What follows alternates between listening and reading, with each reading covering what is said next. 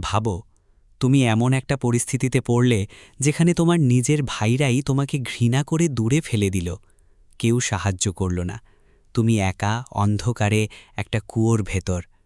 এটাই ছিল হজরত ইউসুফ আলাইসাল্লামের জীবনের শুরু একটি বড় পরীক্ষা।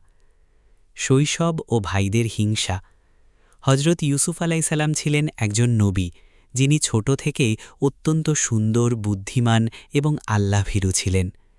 একদিন তিনি একটি স্বপ্ন দেখলেন যেখানে সূর্য, চাঁদ এবং অনেক তারা তাকে সিজদা করছে। এই স্বপ্ন তার ভবিষ্যতের বড় সম্মানের ইঙ্গিত ছিল। কিন্তু তার ভাইরা এই কথা শুনে হিংসা করতে শুরু করল।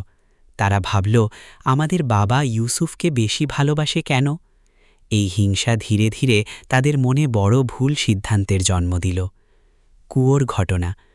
একদিন ভাইরা তাকে দূরে নিয়ে যাওয়ার অজুহাত করে সঙ্গে নিয়ে গেল। তারপর তাকে একটি গভীর কুয়ায় ফেলে দিল। ভাবো, একজন ছোট ছেলে অন্ধকার কুয়োর ভেতর, একা, কোনো সাহায্য নেই। কিন্তু হজরত ইউসুফ আলাইসাল্লাম ভেঙে পড়েননি। তিনি আল্লাহর ওপর পূর্ণ বিশ্বাস রেখেছিলেন। তিনি জানতেন, আল্লাহ আমাকে কখনো একা ছেড়ে দেবেন না। দাস হিসাবে বিক্রি। একটি বাণিজ্য কাফেলা কুয়া থেকে তাকে খুঁজে পায় এবং মিশরে নিয়ে যায়। সেখানে তাকে দাস হিসাবে বিক্রি করা হয়। একজন নবীর জীবন থেকে শুরু হল দাসত্বের কঠিন পরীক্ষা। কিন্তু তিনি ধৈর্য হারাননি। তিনি সব কাজ সততা ও দায়িত্ব দিয়ে করতেন। রাজদরবারে পরীক্ষা।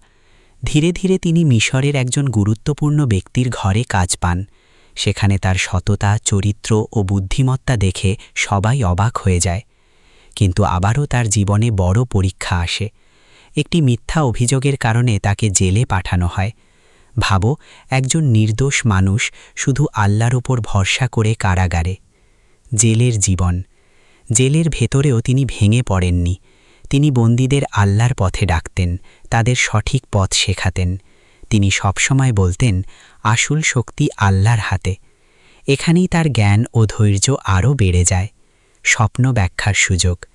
একদিন রাজা একটি ভয়ঙ্কর স্বপ্ন দেখলেন, যার ব্যাখ্যা কেউ দিতে পারছিল না। তখন হজরত ইউসুফ আলাইসাল্লামের কথা মনে পড়ল। তাকে জেল থেকে ডাকা হলো।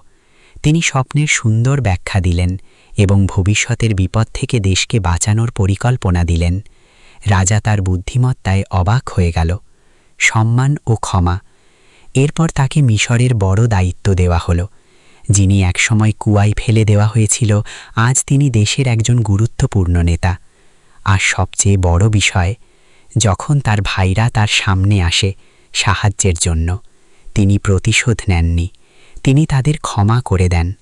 তিনি বললেন, আজ তোমাদের ওপর কোনো অভিযোগ নেই, আল্লাহ তোমাদের ক্ষমা করুন।